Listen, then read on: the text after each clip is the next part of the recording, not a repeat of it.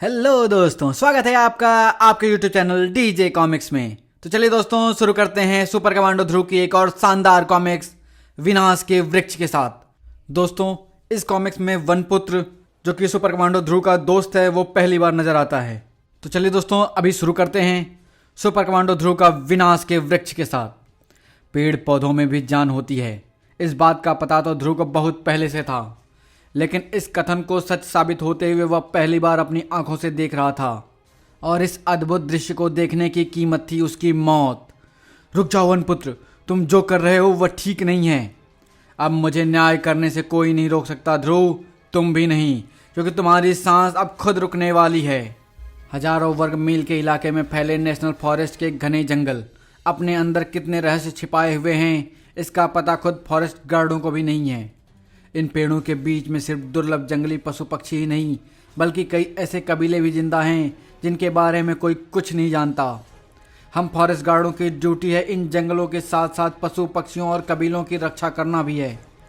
यह तो मैं भी समझ गया, लेकिन शिखर, तुमको खतरा किससे है यह भी तो बताओ। गैर कानूनी शिकारियों से, और उनसे भी ज़्यादा पेड़ों की गैर कानूनी कटाई करने वालों से। वे लोग इतनी अंधाधुंध गति से पेड़ों की कटाई करते हैं कि जल्दी ही तुमको इस जंगल की जगह रेगिस्तान नजर आएगा। ऐसा है तो तुम उन अपराधियों को पकड़ते क्यों नहीं?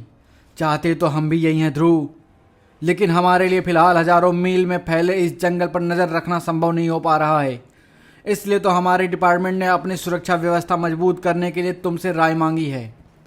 वन तो हमारी संपत्ति है, उनको बचाने के लिए तो मैं हमेशा ही तैयार। ओ माई गॉड, क्या हुआ शिखर? वह देखो ध्रुव, किसी ने पेड़ों को काटकर यह नया रास्ता बनाया है। और ये देखो जमीन में ये गड्ढे। हाँ, लेकिन इन गड्ढों से क्या? ये हाथी के पैरों के निशान है शिखर, कुछ गड़बड़ तो जरूर है। आओ देखते हैं क्या चक्कर है। लेकिन ऐसे जंगल के अंदर जाना बहुत खतरनाक है ध्रुव, तुम शायद जानते नहीं कि यहाँ खूंखार शेर चीते खुलेआम घूमते हैं। हमको राइफलें, टॉर्चें और पूरी सर्च पार्टी को लेकर यहाँ आना चाहिए। मुझे किसी पार्टी की जरूरत नहीं है शिखर, वैसे अगर तुम चाहो तो वापस लौट सकते हो। मन तो लौट जाने का ही करता है, लेकिन ऐसा करने से ध्रुव मुझ पर नहीं ध्रुव, जब तुम साथ हो तो फिर डर कैसा? तो फिर चलो शिखर, देर करने से कोई फायदा नहीं है। और घने जंगलों के अंदर जल्दी जल्दी हाथ चलाओ काहिलों, इतनी देर से एक ही पेड़ काट रहे हो। कभी भी कोई खूंखार जंगली जानवर या फॉरेस्ट गार्ड यहाँ आ सकते हैं। बस साहब, अभी थोड़ी देर में काम हो जाता है। आरी के पैने दांत पेड़ के तने में घसते चले गए और कई मीटर ऊंचा विशाल वृक्ष जैसे कराह कर नीचे गिरा। अर्रा! लेकिन पेड़ की यह कराह अनसुनी नहीं गई। किसी ने यह कराह सुनी और उसकी क्रुद्ध सुर्ख आंखों में खून उतर आया। जल्दी करो, हमारे पास सिर्फ आधे घंटे का समय बचा है। अम्मा नमुंदरी सेठ के आदमी होकर इतना डर रहे हो? हमें कौन पकड़ेगा? हाँ, जो भी हमारे रास्ते में आएगा उसका मुंह या तो नोटों से बंद कर देंगे या उसकी जुबान हमेशा के लिए।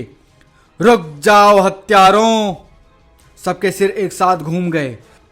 सभी आंखों में भय झलकने लगा, जो अगले ही पल गायब हो गया, क्योंकि उनके सामने फॉरेस्ट गार्ड नहीं बल्कि एक जंगली खड़ा था। एक सेकंड के लिए तो साला दिल धड़कना ही भूल गया था। यह जंगली तो बोलना भी जानता है। कहो क्या चाहते हो? न्याय, खून का बदला खून, इन पेड़ों की मौत का बदला तुम लोगों की मौत। पेड़ों की मौत? या तो कोई पागल लगता है सेठी, लेकिन इसने हमें पेड़ काटते देख लिया है। अगर इसने रिपोर्ट कर दी तो झमेला हो जाएगा। फिर कहो तो इसकी खोपड़ी में छेद कर दूं? नहीं, पिस्तौलें बहुत हल्ला करती हैं। ये बेचारा तो देवा के पैर को तले कुचल कर मारा जाएगा। खतरनाक जंगल में एक दर्दनाक हादसा। चल देवा के खंबे जैसे मोटे पैर जंगली को कुचल देने के लिए आगे बढ़े, लेकिन वह जंगली अपने स्थान पर शांत खड़ा रहा।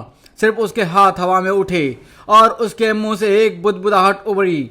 अगले पल एक सरसराहट के साथ उसके अगल बगल से उगे छोटे छोटे पौधे देखते ही देखते विशाल वृक्ष के रूप धारण करने लगे। देवा का भीम का शरीर अपनी गति रोक नहीं पाया और अपने रास्ते में एकाएक उग आई इस बाधा से जा टकराया। टक्कर जोरदार थी। देवा एक चिंगाड़ के साथ जमीन पर आ गिरा। पेड़ों की जड़ें भी हिल गई, लेकिन फिर भी वह अपने स्थान पर खड़ा रहा। सभी की आंखें आश्चर्य से गोल हो गईं। यह तो कोई जादूगर लगता है स्वामी। मैं तो कहता हूं कि यहाँ से भाग लो। स्वामी ने मुसीबत से भागना नहीं सीखा है सट्टी, बल्कि उसको खत्म कर देना सीखा है। स्वामी की उंगलियां राइफल के इर्द गिर्द कसने लगी। एक धमाका हुआ, धां! निशाना सच्चा था। गोली जंगली के सीने की तरफ तेजी से लपकी, लेकिन वह जंगली अपने स्थान पर ही खड़ा रहा। उसको यह नहीं पता था कि यह धमाका मौत की आवाज है और गोली उसकी मौत। लेकिन किसी को शायद यह बात पता थी। पेड़ की एक डाल अपने आप ही आगे बढ़कर गोली और जंगली के बीच में आ गई और गोली ने अपना रास्ता बदल दिया, लेकिन पूरी तरह से नहीं। जंगली के दिल की तरफ बढ़ती गोली कंधे से रगड़ खाती हुई निकल गई। आह! और एकाएक जंगली के गले से एक चीख उभरी। इस चीख ने जंगली के अंदर सोई भैंसी को जगा दिया और अगले ही पल सारा जंगल फट पड़ा। चारों तरफ से बढ़कर पेड़, डालों, बेलों और जटाओं ने हर चीज को अपनी गिरफ्त में ले लिया। किसी को कोई मौका नहीं मिला। हमको छोड़ दो, हमको छोड़ दो। छोड़ दूं? अपने दोस्तों को बेदर्दी से काट डालने वालों को छोड़ दूं? कभी नहीं। अब ये बेबस तुमसे बदला लेंगे, ये तुम्हारी जान लेंगे। नहीं नहीं, हम इसमें हमारा कोई कसूर नहीं है। ये सब तो हमने अपने मालिक नबुंदरी के हुक्म में किया है। हाँ, अगर वह हमसे नहीं कहता तो हम ये पेड़ कभी नहीं काटते। तो इस हरियाली का असली दुश्मन तेरा मालिक नबुंदरी है। कहाँ रहता है वह गिद्ध? बोल। वो शहर में रहता है। ठीक इसी वक्त ध्रुव और शेखर वहां आ पहुंचे। यह सब क्या हो रहा है? साहब, हमारी जान बचाइए साहब, हम अपना जुर्म कबूल करते हैं, लेकिन हमें इससे बचा लीजिए साहब। अब तुम लोगों को मुझसे कोई नहीं बचा सकता। जंगली एक बार फिर से बुदबुदाया और जटाओं ने सबकी गर्दनों को दबाना शुरू कर दिया। आश्चर्य, पेड़ इसकी बात मान रहे हैं, लेकिन इसको यह सब करने से रोकना होगा। समझाने का समय नहीं था। ध्रुव को अपनी बात बलपूर्वक ही मनवानी थी, लेकिन जंगली सतर्क था। तू भी इनका दोस्त है तो ले, तू भी मर। इशारा मिलते ही एक डाल तेजी से बढ़कर ध्रुव और शेखर के गर्दनों को अपनी गिरफ्त में ले लिया। और फंदा धीरे धीरे कसने लगा। अब वनपुत्र न्याय करेगा, हत्यारों को सजा मिलेगी, मौत की सजा। ध्रुव वनपुत्र को जाते हुए नहीं देख पाया, क्योंकि इस समय पहला सवाल जिंदगी या मौत का था, जिसका जवाब मौत था। लेकिन तभी मौत से लड़ते ध्रुव की नजर देवा पर पड़ी और उसको जवाब मिल गया। एक धीमी चिंगाड़ की आवाज सुनकर देवा ने अपनी आंखें खोली। कोई दोस्त उसे मदद के लिए पुकार रहा था। दूसरी पुकार ने देवा के शरीर में फुर्ती भर दी। वह एक झटके से उठ खड़ा हुआ और आगे लपका। अब तक ध्रुव और शेखर का चेहरा नीला पड़ने लगा था। ध्रुव की आवाज निकलनी बंद हो चुकी थी, लेकिन देवा को संदेश मिल चुका था। उसकी पहली टक्कर से पेड़ की जड़ें वैसे भी कमजोर पड़ चुकी थी। उसके दूसरे धक्के से पेड़ जड़ से उखड़ गया। ध्रुव और शेखर के गले में पड़ा डाल का फंदा तुरंत ढीला पड़ गया। ओह ध्रुव, उधर देखो। दूसरे लोग उतने भाग्यवान नहीं थे। अब कुछ नहीं किया जा सकता शेखर, ये सब मर चुके हैं। ओह माय गॉड, यानी वह जंगली तो बहुत खतरनाक है। उसके पास अद्भुत शक्ति है शेखर। जैसे मैं पशु पक्षियों से बात कर सकता हूँ, वैसे वह पेड़ पौधों से बात कर सकता है। सिर्फ यही नहीं, पेड़ पौधे उसका आदेश पर अपना आकार बढ़ा लेते हैं और आश्चर्यजनक हरकतें कर सकते हैं, और ये बातें उसको और भी खतरनाक बना देती हैं। अब न जाने वह क्या करेगा। हमको सिर्फ इतना ही पता है कि वह शहर की तरफ गया है, लेकिन शहर में कहाँ? या तो सिर्फ इन लोगों को पता चल सकता था, लेकिन अब इनकी जुबानें हमेशा के लिए खामोश हो गई हैं। इस वक्त हम सिर्फ एक ही काम कर सकते हैं, पूरे राजनगर के पुलिस को अलर्ट करने का। मेरी मोटरसाइकिल में पुलिस बैंड ट्रांसमीटर लगा हुआ है, उससे हम पुलिस हेडक्वार्टर को तुरंत मैसेज भेज सकते हैं। तो चलो। लेकिन इस चक्कर में असली काम तो रह ही गया, तुम्हारी सुरक्षा व्यवस्था का। इसके लिए मुझको 2 बातों की जानकारी चाहिए। पहले कि यह पेड़ों की अवैध कटाई कहाँ कहाँ और किस किस दिन हुई, और दूसरी यह कि उस दिन उन एरिया में किस किस फॉरेस्ट गार्डों की ड्यूटी लगी थी। यह रिपोर्ट तो तुरंत मिल जाएगी, लेकिन इससे फायदा क्या होगा? इससे मुझे यह समझना काफ़ी आसान हो जाएगा कि नेशनल फॉरेस्ट की सुरक्षा व्यवस्था को और ज़्यादा मजबूत कैसे बनाया जाए। दूसरी तरफ नबुंदरी की तलाश में वनपुत्र राजनगर में आ चुका था। शहर का वातावरण वनपुत्र के लिए अनजाना और डरावना था, लेकिन वह भयभीत नहीं था। कभी इस जगह पर हरा भरा जंगल हुआ करता था दोस्त, लेकिन तुम्हारे जैसे लाखों पेड़ों की हत्या करके यहाँ पर मिट्टी के ऊंचे घर बना दिए गए। आखिर ये इंसान कब समझेंगे कि तुम्हारी जान की भी कोई कीमत है? तुम लोग इनको क्या कुछ नहीं देते, लेकिन बदले में ये तुम्हारी लाशों का सौदा करते हैं। इसकी कीमत इन सब को चुकानी पड़ेगी और शुरुआत होगा नबुंदरी से। वह कौन है सर? कहीं जब वही तो नहीं जिसके लिए शहर में रेड अलर्ट जारी किया गया है? इस जंगली के लिए लगता तो नहीं, पर हो सकता है कि यह वही हो। चलो देख ही लिया जाए। ए, कौन है तू? यहाँ क्या कर रहा है? हमारी बात समझ रहा है ना? कुछ बोलता क्यों नहीं? तुम भी कमाल करते हो हवलदार। यह अनपढ़ और जाहिल जंगली हमारा भाषा कैसे समझेगा? तो इसको दूसरी भाषा में समझाता हूँ साहब, चल हमारे साथ। लेकिन हवलदार वनपुत्र को हिला तक नहीं पाया। तुम जानते हो कि नमुंदरी कहाँ रहता है? अरे तू तो हमारी भाषा जानता है। नबुंदरी? कौन नबुंदरी? अच्छा नबुंदरी, हाँ हाँ चलो हम तुमको उसके पास ले चलते हैं। वनपुत्र ने चलने के लिए कदम आगे बढ़ाया, पर तभी पेड़ के पत्ते बगैर हवा में हिलने लगे। वातावरण में एक सरसराहट उभरने लगी। पेड़ वनपुत्र को कुछ बता रहे थे। तो तुम मुझे पकड़ने आए हो नादान इंसानों? वनपुत्र को पकड़ना खेल नहीं है। वनपुत्र ने हल्का सा एक इशारा किया और पेड़ की मोटी मोटी जड़ें सड़क की सतह को फोड़कर बाहर निकलने लगी। पलक झपकते जड़ों ने ऑक्टोपस की बाहों की तरह हर वस्तु को अपनी मजबूत जकड़ में लिपट लिया। अभी सिर्फ चेतावनी देता हूं, लेकिन अगली बार मेरा रास्ता रोका तो खत्म कर दूंगा। अब बोलो मुझे नबुंदरी कहाँ मिलेगा? हमको नहीं पता। इस नाम के तो कई आदमी इस शहर में रहते होंगे। कोई परवाह नहीं, उस दुष्ट का पता तो मैं लगा ही लूंगा। वनपुत्र का न्याय होकर रहेगा। और शहर के एक हिस्से में सेठ, नबुंदरी सेठ, गजब हो गया। क्या हो गया? तेरे पीछे पीपल का भूत लग गया क्या? माल गोदाम तक पहुंचा या नहीं? माल कुछ छोड़ो सेठ, हमारे सारे आदमियों को पेड़ों ने मार डाला। रास्ते में ठर्रा पीता हुआ आया है क्या? बोलना भी नहीं आता? ऐसा बोल कि आदमी पेड़ के नीचे दब गए। लेकिन सारे के सारे आदमी एक साथ पेड़ के नीचे कैसे दब सकते हैं? दबे नहीं सेठ, पेड़ों ने उनको गला दबा देकर मार डाला। क्या बकता है गधे? सच बोलता हूँ सेठ, पेड़ों ने ऐसे एक जंगली के इशारे पर किया और अब वो आपको मारने के लिए शहर आया है। मुझे मारने के लिए या मेरे हाथों से मरने के लिए?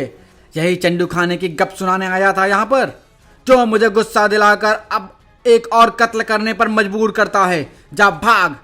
गुस्से से ब्लड प्रेशर बढ़ जाता है नमुंदरी।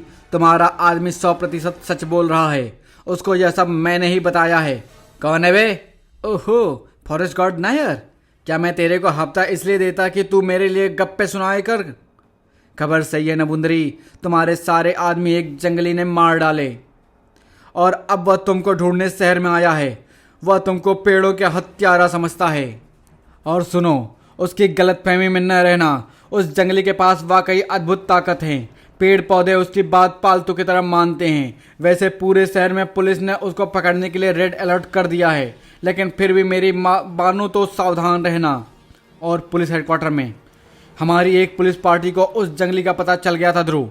लेकिन अब मैं कैसे कहूँ, लेकिन उसकी जीप को एक पेड़ों की जड़ों ने तोड़ दिया। जब मुझे यह रिपोर्ट मिली तो ऐसा लगा कि पुलिस रिपोर्ट नहीं बल्कि चंद्रकांता संतति की कहानी है। यह कहानी नहीं बल्कि आश्चर्यजनक सत्य है सर। उस जंगली वनपुत्र के पास अद्भुत शक्ति है। फिर वह कहाँ गया पता नहीं।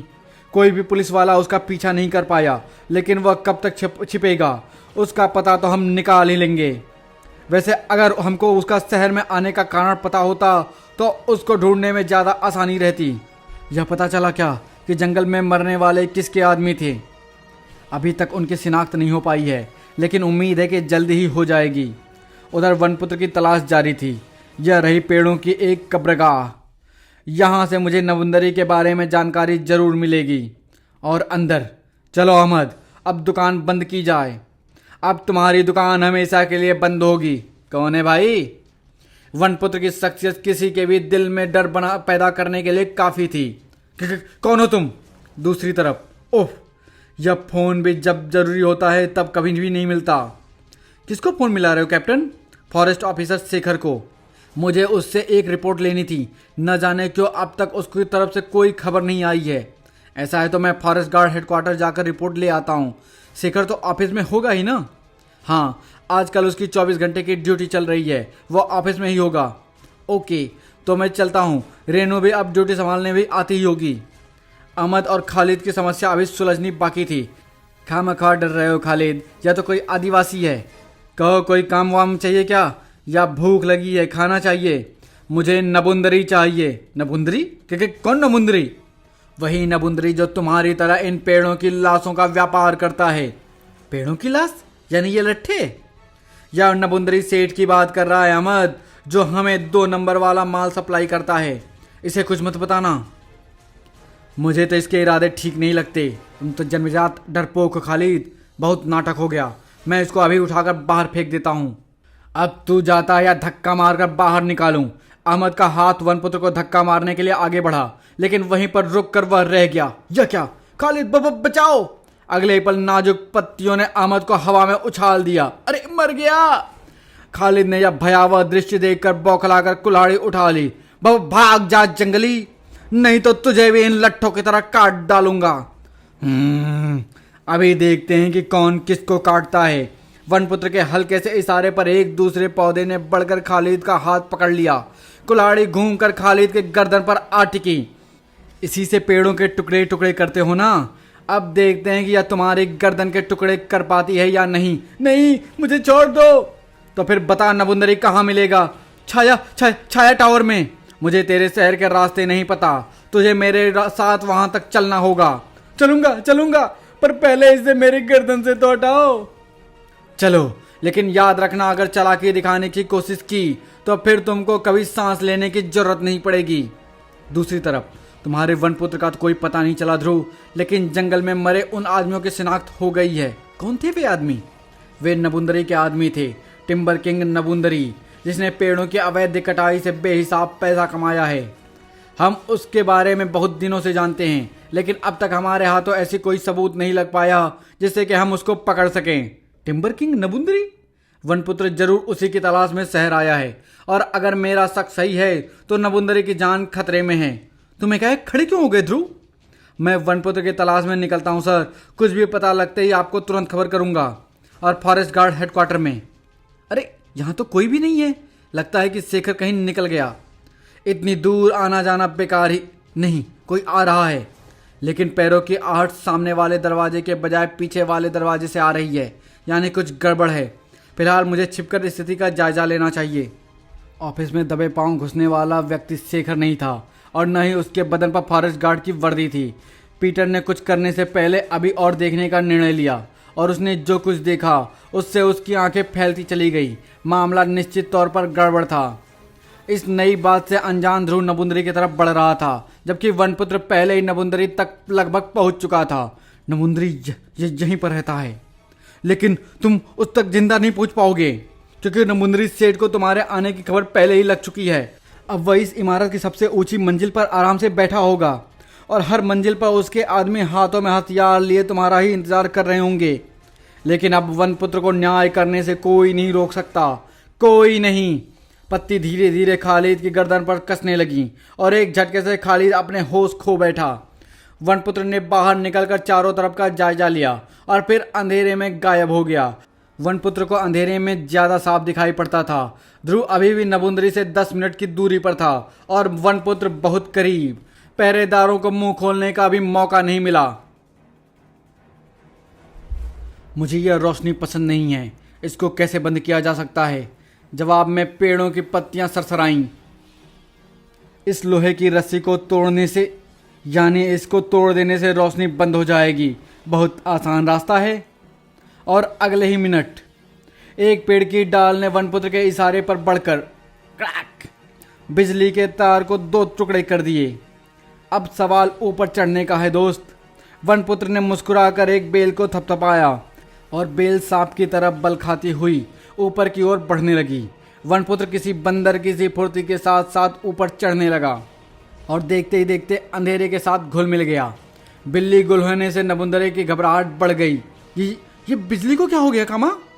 पता नहीं सेठ, आसपास की तो सारी बत्तियां जली हैं। कहीं कहीं वह फॉरेस्ट गार्ड सही तो नहीं बक रहा था? शायद ये काम उसी जंगली का हो। आप बेपरियों की कहानी पर यकीन करने लगे सेठ?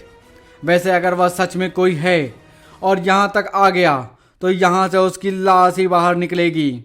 हर मंजिल पर हमारे आदमी बंदूक के लिए तैनात हैं। मैं जनरेटर चालू करवाता हूँ, कम से कम इस मंजिल पर तो लाइट आए। जनरेटर घड़घड़ाहट के साथ स्टार्ट हुआ और पूरा कमरा रोशनियों से चमक उठा। कमरे की हर चीज साफ साफ नजर आने लगी। वनपुत्र भी। नबुंदरी पहली नजर में ही समझ गया था कि यह कौन है। ये कामा, यही है वो जंगली, मुझे बचाओ। डरो मत नबुंदरी सेठ, मैं अभी इसको परलोक पहुंचा देता हूं। तो तुम ही हो नबुंदरी, मेरी तलाश आखिरकार खत्म हुई। पिस्तौल उठी मगर चल नहीं पाई। सही बोलता था नायर, सही बोलता था, ये मेरे को मार डालेगा, खत्म कर देगा। इससे पहले मैं इसको मच्छर की तरह मसल दूंगा सेठ। कामा वनपुत्र को मसल डालने के लिए आगे लपका, लेकिन उसकी यह इच्छा अधूरी ही रह गई। जंगल में पले वनपुत्र का शरीर खुद भी एक पेड़ के तने की तरह सख्त हो गया था और उसकी आदतें वैसी जानवरों की तरह। लेकिन वह आधुनिक कुश्ती के दांव पेच से वाकिफ नहीं था जिसमें कामा को महारत हासिल थी। अब मैं तुझे जरासंध की तरह 2 टुकड़े में चीर डालूंगा। पकड़ मजबूत थी और दर्द असहनीय, लेकिन वनपुत्र चिल्लाया नहीं, बल्कि उसके मुंह से फिर से एक हल्की सी सरसराहट निकली और कैक्टस के एक पौधे ने तेजी से बढ़कर कामा को अपने लपेट में ले लिया। एक साथ हजारों कांटों की चुभन को कामा सह नहीं पाया और जमीन पर आ गिरा। बोल नबुंदरी, अब तुझे कौन बचाएगा?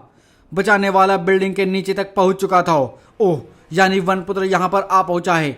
ये दोनों बेहोश पहरेदार इस बात की गवाही दे रहे हैं। यह बिजली का तार भी टूटा हुआ है। पूरी बिल्डिंग अंधेरे में डूबी हुई है। सिर्फ टॉप फ्लोर पर अभी भी रोशनी हो रही है। शायद जनरेटर चल रहा है। हल्की सी आवाज यहां तक आ रही है, यानी लिफ्ट भी नहीं चल रही होगी। और मुझे जल्दी से जल्दी टॉप फ्लोर पर पहुंचना है, क्योंकि नबुंदरी सरतिया वहीं पर होगा और शायद वनपुत्र भी। अब एक ही रास्ता है, बिजली के यह टूटा तार। एक मोटा तार बिल्डिंग के ऊपर तक गया हुआ है। लगता है कि नबुंदरी ने ऊपर कोई फैक्ट्री लगाई हुई है और उसके लिए यह अलग अलग कनेक्शन लिया है। अच्छा ही है, क्योंकि इस वक्त मुझे यह पलक झपकते बिल्डिंग के ऊपर तक ले जाएगा। ध्रुव के मजबूत हाथों ने तार को एक पेड़ की जड़ के साथ कसकर बांध दिया। ध्रुव ने मोटरसाइकिल को हल्का सा उछाला और अगला पहिया तार पर आ टिका और ध्रुव की मोटरसाइकिल एक खतरनाक सफर पर बढ़ चली। एक ऐसे सफर पर जिससे जरा भी चूक का मतलब था कई 100 फुट के नीचे कड़ी जमीन पर आ गिरना, जिसका नतीजा सिर्फ एक ही हो सकता था, एक दर्दनाक मौत। लेकिन ध्रुव के लिए ऐसे खतरे रोजमर्रा की जिंदगी के हिस्से थे और ऐसे कामों में चूक करना ध्रुव ने नहीं सीखा था। रुक जाओ वनपुत्र, तुम अपने होश हवास खो बैठे हो। तुम जो करने जा रहे हो वह ठीक नहीं है। तो तुम अपने दोस्त को बचाने यहां तक भी आ पहुंचे, यानी अब मुझे पहले तुमसे निपटना होगा। नबुंदरी मेरा दोस्त नहीं है, लेकिन उसको कोई भी सजा देने का काम कानून का है, मेरा या तुम्हारा नहीं। इसलिए नबुंदरी को नुकसान पहुंचाने से पहले तुमको ध्रुव को पार करना पड़ेगा। ध्रुव को? तुम जैसे कमजोर इंसानों से निपटना मेरे लिए कोई समस्या नहीं है। ये काम तो मेरे साथी ही कर देंगे। ओह, मैं समझता था कि तुम्हारा हुक्म सिर्फ जंगली वृक्षों पर ही चलता है। पेड़ पौधे तुम इंसानों की तरह आपस में भेदभाव नहीं रखते बच्चे, इसलिए तुम लोग पेड़ पौधों को कभी समझ नहीं सके और इनको कसाईयों की तरह काटते रहे। लेकिन तुम इनको इतनी अच्छी तरह से कैसे समझते हो? यह विद्या हमारे वंश के पास सदियों से है और अब यह विद्या इस दुनिया में सिर्फ मेरे पास है। मेरे पिता मृत्यु से पहले यह विद्या मुझे सौंप गए थे। इनके पत्तों की सरसराहट कभी ध्यान से सुनोगे तो खुद समझ जाओगे कि पेड़ पौधे तुमसे बात करना चाहते हैं और तुम्हारे आदेश पर यह अपना आकार इतनी जल्दी कैसे बढ़ा लेते हैं। पेड़ पौधों में आश्चर्यजनक ऊर्जा इकट्ठी रहती है, जिसका क्या उपयोग किया जाए यह खुद उनको नहीं पता रहता। उसी ऊर्जा के इस्तेमाल से वे अपने आकार एक हद तक बढ़ा लेते हैं। एक सवाल और, तुम हमारी भाषा कैसे बोल लेते हो वनपुत्र? कैसे बोल लेता हूँ? बड़ा अजीब सवाल है। जो भाषा तुम्हारी है वही भाषा हमारी है। इस दौरान दोनों में से किसी का भी ध्यान नबुंदरी पर नहीं था, जो अब तक आज़ाद हो चुका था। अरे, यह दुष्ट आज़ाद हो गया। तुम मुझे जानबूझकर बातों में उलझाए रहे ताकि तुम्हारा साथी मौका पाकर भाग सके। नहीं वनपुत्र, वह मेरा साथी नहीं है। रुक जाओ वनपुत्र, मेरी बात सुनो। लेकिन तब तक वनपुत्र कमरे से बाहर निकल चुका था। ओह, नबुंदरी बहुत खतरनाक आदमी है।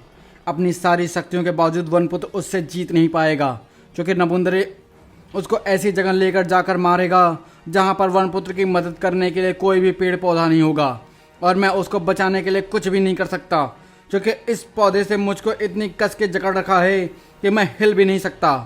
उधर नबुंदरी ने अपने छिपने के लिए नई जगह ढूंढ ली थी। इसी आरा मशीन फैक्ट्री में उस जंगली का कब्र बनेगी। यहाँ पर उसकी मदद करने के लिए कोई घास का तिनका तक नहीं है। वह आ रहा है, मुझे उसके कदमों की आहट सुनाई दे रही है। अब इस शेड के बाहर या तो वह जंगली जिंदा निकलेगा और या फिर मैं। जंगल में परवरिश पाए वनपुत्र के लिए शिकार को ढूंढ निकालना मामूली बात थी। वह यहीं कहीं पर छिपा हुआ है। मैं उसकी गंध सूंघ सकता हूँ और एक बार पता लगा सकता हूँ कि वह कहाँ छिपा हुआ है। नबुंदरी को मजबूर होकर बाहर निकलना पड़ा। अब भागने से काम नहीं चलेगा, अब इसका मुकाबला करना ही पड़ेगा। लेकिन मुकाबला करना बेवकूफ़ी थी, क्योंकि वनपुत्र के शरीर में चीते सी फुर्ती और हाथी की ताकत थी। लेकिन नबुंदरी को यह लड़ाई ताकत से नहीं बल्कि दिमाग से लड़नी थी। बेवकूफ़ जंगली, अब तू ठीक वहीं पर खड़ा है जहां पर मैं तुझे खड़ा करना चाहता था। अब मैं तुमको ठीक वैसे ही मारूंगा जैसे मैंने तुम्हारे दोस्त पेड़ों को मारा है। अगले पल एक शिकंजे ने वनपुत्र को हवा में उठा लिया और एक लंबी बेंच पर पटक दिया। ऐसे पहले कि वनपुत्र कुछ समझ पाता, उसके हाथ और पैर धातुओं के शिकंजों में कस गए और एक गोल आरी तेजी से घूमती हुई वनपुत्र के शरीर के टुकड़े टुकड़े करने को आगे बढ़ने लगी। वनपुत्र की मदद करने के लिए आसपास कोई भी पौधा तक नहीं था। उधर ध्रुव अब तक पौधे के शिकंजे से निकलने की बेकार कोशिश कर रहा था। ओह, यकीन नहीं हो रहा है कि मैं इस मामूली से पौधे की पकड़ से आज़ाद नहीं हो पा रहा हूँ। लेकिन कोई न कोई रास्ता तो निकालना ही पड़ेगा, क्योंकि नबुंदरी या वनपुत्र दोनों में से किसी एक की जान तो खतरे में है ही, और मैं इन दोनों में से किसी को भी मरने नहीं दे सकता। वनपुत्र ने कहा था कि पौधे बात करते हैं, देखूं कि वे मुझसे बात करते हैं या नहीं। सुनो, मुझे छोड़ दो, तुम्हारे दोस्त की जान खतरे में है। आश्चर्य, इसकी पकड़ तो सचमुच में ढीली पड़ रही है। इसका आकार भी छोटा होता जा रहा है। मुझे तुम्हारे दोस्त को बचाना है, वरना वह मार दिया जाएगा। पौधे को ध्रुव की सच्ची भावना का एहसास जरूर हो गया था, क्योंकि देखते ही देखते पौधे ने ध्रुव पर से अपनी जकड़ छोड़ दी थी। धन्यवाद दोस्त, अब देखूं कि वे दोनों कहाँ गए हैं। बाहर कॉरिडोर के सन्नाटे को एक धीमी आवाज़ तोड़ रही थी। यह तो आरा मशीन की आवाज़ है। यह आवाज़ उस तरफ से आ रही है। वे दोनों जरूर उसी की ओर गए होंगे। लकड़ी को मक्खन की तरह काटते हुए आरी के तेज दांत अब वनपुत्र के बदन में गड़ने के लिए बेताब हो रहे थे। और जब तक ध्रुव वहां पहुंचता तब तक वनपुत्र को आरी के बीच की दूरी एक बाल जितनी दूरी रह गई थी। अब दिमाग से काम लेने का वक्त नहीं था। अब वनपुत्र को अगर कुछ बचा सकता था तो साहस का एक नायाब उदाहरण। ध्रुव के फौलादी हाथ घूमती आरी के दांतों पर कस गए और ध्रुव के हाथों को काटती हुई आरी एक झटके से रुक गई। अब आरी वनपुत्र को कोई नुकसान नहीं पहुंचा सकती थी। नबुंदरी यह सब देखकर बाहर भागा, लेकिन ध्रुव उसके पीछे नहीं लपका, क्योंकि वनपुत्र को आज़ाद कराना अभी बाकी था। ध्रुव कंट्रोल पैनल के सारे बटनों को एक एक करके दबाता चला गया और वनपुत्र के शरीर पर कसे धातु के शिकंजे खुल गए। अब ध्रुव नबुंदरी के पीछे लपका। नबुंदरी ने वनपुत्र की हत्या का प्रयास करके अपराध किया था, लेकिन नबुंदरी ने अब तक मदद के लिए जोर से चिल्लाना शुरू कर दिया। राका, शेरा, जंग बहादुर, जल्दी आओ, ऊपर आओ। लेकिन वह यह नहीं देख रहा था कि उसके पीछे क्या हो रहा है। ध्रुव अब तक कमरे के दरवाजे पर आ चुका था, लेकिन उसके कुछ कर पाने से पहले ही नबुंदरी का शरीर अपनी अंतिम यात्रा के लिए चल चुका था। वनपुत्र का काम उसके साथियों ने कर दिया था। धन्यवाद दोस्त, मैंने तुमको मारने की कोशिश की, लेकिन फिर भी तुमने अपना खून बहाकर मेरी जान बचाई। धन्यवाद की कोई ज़रूरत नहीं है। उस वक्त तुम्हारी जान खतरे में थी। कायदे से अब मुझे तुमको पकड़कर कानून के हवाले कर देना चाहिए, लेकिन दुनिया की कोई भी अदालत तुम्हारी कहानी पर यकीन नहीं करेगी। इसलिए बेहतर यही होगा कि तुम जंगल वापस लौट जाओ। Beep beep beep. मेरे स्टार ट्रांसमीटर पर यह जरूर पीटर का मैसेज होगा। Hello, Dhruv speaking. Dhruv, Peter here. खबर जोरदार है, तुम तुरंत यहाँ फॉरेस्ट गार्ड हेडक्वार्टर आ जाओ। बाकी बातें मैं तुमको यहाँ आने पर बताऊँगा। ओवर। ध्रुव जिस रास्ते से आया था उसी से वापस लौट गया और फिर फॉरेस्ट गार्ड हेडक्वार्टर में। हेलो शेखर, मैंने तुम्हारा केस हल कर दिया। कौन? ध्रुव। ओह, कैसा केस? तुम्हारी सुरक्षा व्यवस्था मजबूत करने वाला। तुम्हारी सुरक्षा व्यवस्था जैसा भी है ठीक है, सिर्फ एक भेदिया फॉरेस्ट गार्ड ने उनको कमज़ोर बना कर रखा था। वह नबुंदरी के पास यह खबर पहुंचाया करता था कि नेशनल फॉरेस्ट के किस एरिया में किस दिन फॉरेस्ट गार्ड नहीं रहेंगे, ताकि वह बेधड़क उस एरिया को पेड़ काट सके। माय गॉड, कौन है वह जासूस? उसका नाम नायर है शेखर। नायर? लेकिन इस नाम का तो कोई भी हमारे यहाँ नहीं है। है शेखर, और वह इसी कमरे में है। क्या कह रहे हो? इस कमरे में तो सिर्फ मैं हूँ, तुम हो और पीटर है। वह दिखेगा नहीं शेखर, क्योंकि वह इस दराज के अंदर है। दराज के अंदर? क्या मजाक कर रहे हो? मजाक नहीं शेखर, तुम खुद ही देख लो। यही है ना नायर, तुम्हारा दूसरा रूप? ये सब क्या है? तुम मुझे क्यों फंसाना चाहते हो? यह सामान मेरा नहीं है। बनने की कोशिश बेकार है शेखर। मैं तुमको अपनी आंखों से रूप बदलते देख चुका हूँ। अब मुझे समझ में आ रहा है कि सुबह तुम मुझे जंगल के अंदर क्यों नहीं जाने देना चाहते थे। मैं समझ रहा था कि तुम डर रहे हो। वैसे तुम डर तो जरूर रहे थे, पर जंगली जानवरों के डर से नहीं, बल्कि पकड़े जाने के डर से। या तो तुम्हारी किस्मत अच्छी थी कि हमारे वहाँ पहुँचने से पहले ही नबुंदरी के आदमी वनपुत्र के हाथों अधमरे हो गए थे, वरना तुम वहीं पकड़े जाते। शेखर के जुर्म से झुके मुंह से कोई आवाज़ नहीं निकली। इसे पुलिस स्टेशन ले जाओ पीटर, मैं थोड़ी देर में वहीं पर आता हूँ। और फिर तुमने मेरी आंखें खोल दी ध्रुव। अब मैं समझ गया कि वृक्षों के दुश्मन नबुंदरी जैसे चंद लालची इंसान हैं। तुम जैसे अच्छे इंसानों के हाथों इस हरियाली और जंगलों का भविष्य सुरक्षित है। मुझे खुशी है कि मैं शहर आकर तुमसे मिला और इंसानों के बारे में मेरी सारी गलतफहमी दूर हो गई। तुमने मेरी जान बचाकर मुझे अपना ऋणी बना लिया है। अगर ज़िंदगी में कभी भी मेरी ज़रूरत पड़े तो किसी भी पेड़ या पौधे से बोल देना, मैं तुम तक पहुंच जाऊंगा। विदा दोस्त, विदा वनपुत्र। बाद में तुमने वनपुत्र को भागने का मौका देकर बहुत बड़ी गलती की है ध्रुव। वह एक हत्यारा है, उसको इसकी सज़ा मिलनी ही चाहिए। उसने किसी की हत्या नहीं की है सर। नबुंदरी और उसके आदमी पेड़ों में फंसकर मरे। फंसकर? पेड़ों ने उनकी हत्या वनपुत्र के इशारे पर की है। क्या आप अदालत में जज के सामने यही बात दोहरा पाएंगे, या जज आपकी बात पर यकीन करेंगे? हैं तो नहीं करेंगे। तो फिर एक अनोखी सभ्यता के वंशज को मारने का क्या फ़ायदा। चलो इसको भी हम अनसुलझे केसों की लिस्ट में डाल देते हैं। ओके, तो धन्यवाद दोस्तों, अभी यहीं समाप्त करते हैं। मिलते हैं अगली कॉमिक्स में। धन्यवाद।